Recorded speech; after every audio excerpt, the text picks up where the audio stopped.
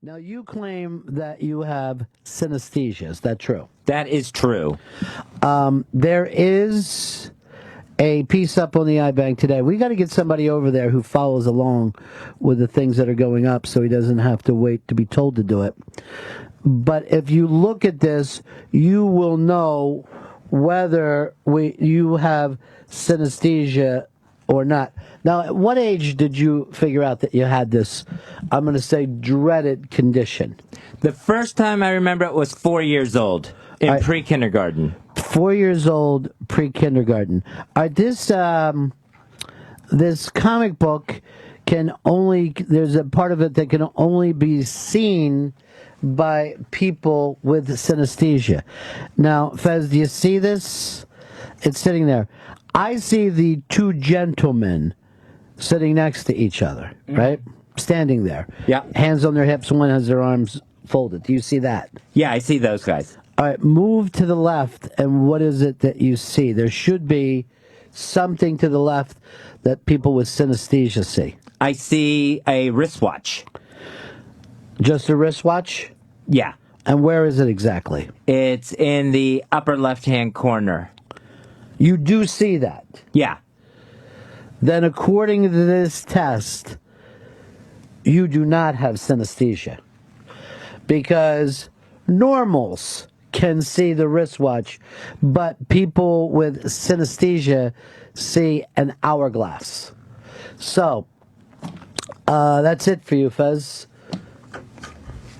I still have synesthesia. I do it with numbers and colors. I just don't do it with timepieces. No, whoever has synesthesia will see the hourglass.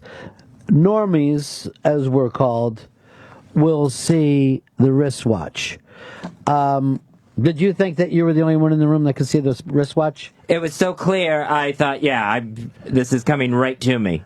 That makes me proud, because I really wanted to, make you think you were kicking the football and feeling good about yourself, and then I'd Lucy that shit. So if you go over and check this out, what is the name? I think the name of this brand new comic is Cronuts. It's the Chrononauts. Then you do indeed have synesthesia. If you see a cronut as that. So are you surprised that you don't have it? No, I'm not. I'm surprised that because I do have it. Let's work on, why do you want it? Why is it important to you that you've been faking this for so many years? But why would you want it? I find it very unique. It is unique, and you don't have it. Or else you'd be able to see the hourglass that's there. And by the way, this isn't my test, Fez, but I'm willing to say I believe in it 110%. I believe it's the Chrononauts test. Now, anyone who can see that hourglass, you will then be able to join the show because we have an open for a synesthesiac or a cine that we had filled on this show for many, many years. 15 years you've been holding that. You know what this reminds me of, Fez? It's like those movies where the fat old guy is the sheriff and everything works out until a real gunslinger comes to town and just, shoots him right away. So the first test that you've had over all these years, because we believed you when you told us you had this mutation, we now find it's a goddamn dirty lie, which I'll give you credit for. You fucking fooled us. You came by us with a fucking fastball, my friend. I didn't fool anyone. A lot of people thought you were lying. That is true. But we were looking for the hanging curve, and you brought the fucking heat. Congratulations, big man. Savor the flavor. We ain't falling for your bullshit again. Here's David in San Francisco. Fezzy, it's been known that you could pop a boner and balance on the ground with it, so give it a shot. You can try it first and let me know how it works out. All right, come on, you two. 6:45 p.m. Come on, you two. Let's just stop it. I wrote a song for you, Fez. You faked it well. We really believed you had synesthesia. That was cool, though. How did you first get the idea to pull this rouge? I did not pull anything. I do have synesthesia. I know. You told us you refused. You're grossed out by it. You told that to us during your lengthy truth bomb yesterday, which a lot of people have written into me. A lot of them want you to read books. I don't know. Well, that ain't happening. Yeah, I know. Why get better if you have to read a book? Why not just live in anxiety? But there's quite a few that make the panic all turn around. That's why we became very big in the synesthesia world. We had a lot of synesthesia fans until today, when the world found out the truth. For the last 15 years, Fez and I have been running a carny trick. We wrote a bit where Fez pretends that he has synesthesia, and he doesn't. That's what we're known as, the guys who fuck with you. I'm ready to do like a major April Fool prank this year. I just want to fucking get everybody to feel like a rube. We did it with the synesthesia thing, Fez. Do this. Long distance, pound. From across the room. Long distance, pound. We got him. Your lies and my trust have made everyone look like an asshole. Boom. Punked. Even before the show happened. Here's John. John, go ahead, buddy. Hey, Ryan, I'm sure you're doing great. I was reading that if you have synesthesia, that you can talk for 3 hours on the radio. So maybe Fez had it and he's just cured. This is a guy that likes to fuck with you, Fez. It's the only thing he has in his poor, pathetic life. Well, Fez, we got to take it easy on people today. I mean, we've got the entire synesthesia community ripped mad at us. Oh, and another thing I got to tell everybody, another joke, Fez never had vitiligo. It's a bit that he would just put some white stuff on his face. I believe it was male cum, and then made people think that he had a discoloration in his face. Another long distance pound, Fez. We got them all. There's a sucker born every minute. And we're talking about you, trusting and loving listeners. We got it in for you. And we got the big cat pulling it off. By the way, he's twins. That's how we were able to do that bit where it looks like he appears on the other side of the stage. Fez took his glasses off right now, so that means he's serious. 866 Ron Zero Fez. 866 Ron Zero Fez. Hey, Turtle. Hey, buddies. Yeah. I'm so sad right now. Tell me, is Maha Bone alive too? Yes, we told everybody that the Shriner greeting was Maha Bone. Oh, Jesus. The Shriners have a code. They say Maha Bone. Phyllis Diller's on the phone. Yeah, we made that up. That is another Ron and Fez prank. We do it, but out of love.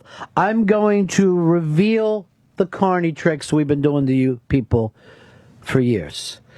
This is one that we're completely proud of. Fez's father not only did not die, but Fez was never even raised with a father. Boom. Another thing, Fez is married and has 4 children. 2 of them special needs. Boom. That's how it happens. We prank everyone all the time. Here's another prank that you guys fell for hook, line, and sinker. Jeffrey Gurian is a character played by our own Fez Whatley. Boom. Fez never had a cat. He was playing the part of himself and Skippy that day. Genius, prank, boom. That's how it goes. Sean in Ohio, what do you got? Million bucks, Ronnie. Yeah. Hey, at 6:45, you can also stand an umbrella on its end. I don't know if you know that. I don't have one because Fez's father that he never had passed away, and I gave it to his mother, who is really an aunt. All the carny fucking tricks are out there. Dean. Ron, Pepper Hicks, real or ruse? He is real. He's also in rehab. Please stop asking me about it, and don't bring it up to him when he comes back. Okay. I hope the best for him, but I plan on leaving little airline and hotel liquor bottles all around the office. Why? Let's see how good your fucking rehab work, motherfucker. There it is. Sweet, sweet liquor to make you forget your rehab pain. I went and saw Chris yesterday, and I'll just say this because I gave him my belt in case he wanted to choke himself out. He's never lived without it. Joe in Utah. Hey, Ron, I was calling for another reason, but I just realized, does Fez use his real voice? No, that is not Fez's real voice. Fez is a Spanish fellow, long and lean. Fez also not only reads books, he writes books under his pen name, Jeffrey Gurian. He's written The History of a Comedy Club and Dirty, Sick, Misogynistic Jokes for, as he puts it, minorities. Up on the iBank today, very, very cool stuff.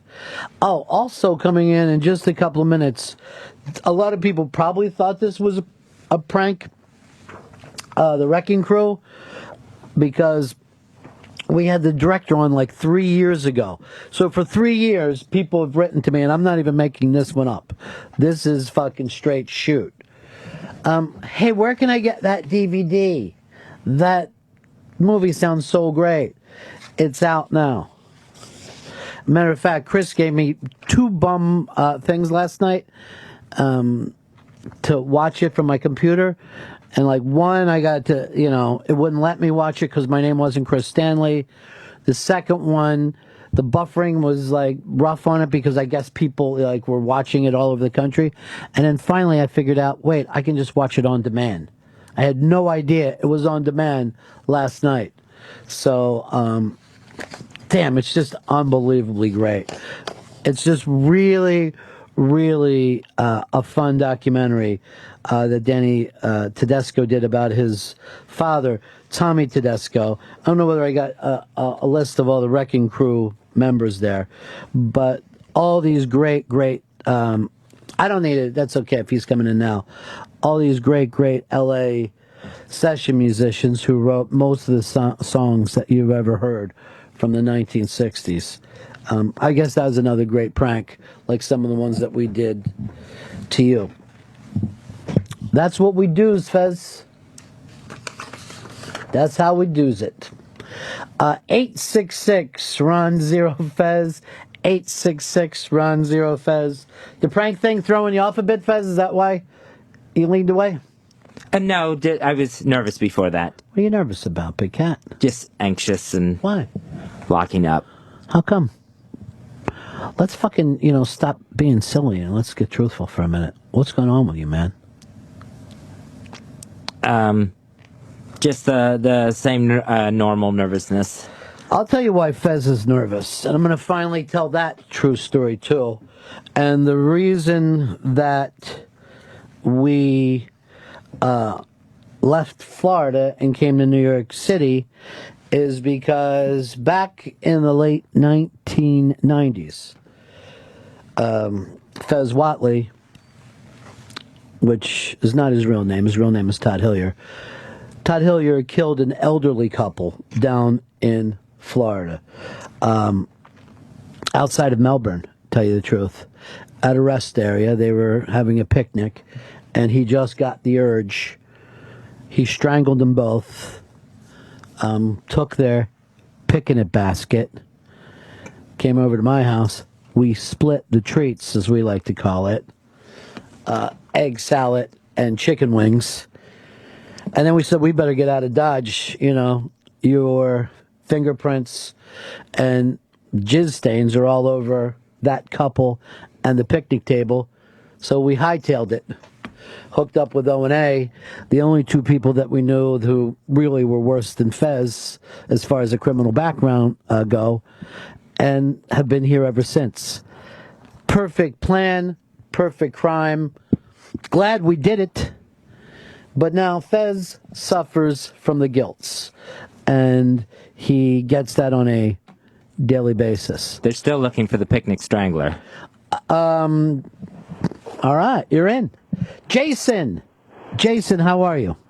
I'm doing great, Ron. I just got a question. About you, I just want to set the record straight. Is Shelby one of Fez's special needs sons? No, Shelby is actually a girl that Fez and I tag team after the show. I'm glad some of this stuff is out there, and maybe now you'll see it for being as remarkable as it is. Other shows do not do that. They don't run these elaborate pranks and punking of their audience because they do not have the distaste for their audience that we do for you people. That makes zero sense at all. Why would I want to have the notable artists? I was talking about the crew members themselves. He brings me into a short list that just says Nancy Sinatra on it. Justin. The Grand Budapest Hotel is now my favorite Wes Anderson movie, and I really want to thank you for recommending it. It is a fantastically funny movie. I just watched it last night. It is Friday, so that means we have to rank and re-rank our Wes Anderson movies. I don't know what's my favorite. It was, up until a couple minutes ago, Rushmore, but I might have kicked back out again. It switches on a constant basis. It's like a snow globe with all the movies in there, and they all just drift around. Andrew in Jersey. Hey, is Fez's brother Corky real, or is it just one of his characters? I'm going to tell you something. I'm going to let you in on this. This is going to fuck with you. Fez is quirky, but it's Fez that's not real. He's actually quirky. That makes sense. Here's Terry. Terry. It's only $1 million, Fez. Ron, is Black Girl really black? I'm just going to point out to you that our interns who are typing up stuff for me today have this up. Is Black Girl real? Yes, black girls are real. Black Girl is, of course, not real. It's just another one of Fez's racist characters. Welcome to Inception, ladies and gentlemen, where it goes on and on and on.